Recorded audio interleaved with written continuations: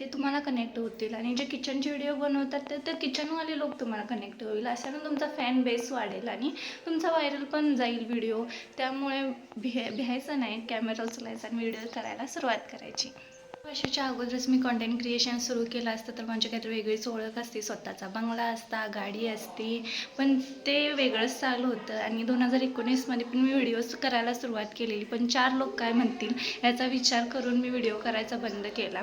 आणि आता जर म्हणायचं झालं तर जे 4 लोक तुम्हाला बोलतात ते काय बोलतात हे तुम्ही लक्ष देऊ नका, कारण ती तुम्हाला घरदार किंवा तुम्हाला गाडी वगैरे घेऊन देणार नाही आहेत. जर तुम्ही एखादा व्हिडिओ टाकलास तर तो व्हायरल झाला तर त्यांनी म्हणणार नाहीत की बाबा झाला व्हायरल झाला, आता ही व्हायरल झाली, तर असं नसते.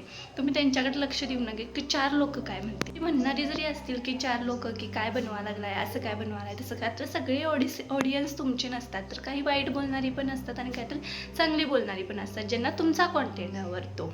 तर शाहरुख खान आपल्या बॉलिवूडमधला सगळा सुप्रसिद्ध ॲक्टर आहे, तर त्याला सगळीच लोक पसंत करतात का? नाही. तर अर्धी लोक पसंत करतात, अर्धी लोक पसंत करत नाहीत. तर म्हणून त्यानं स्वतःची इमेज बदलल्या का, स्वतःचं एक त्यानं हे बनवले ॲक्टर म्हणून त्याची इमेज आहे तर ती बदलली आहे का? नाही.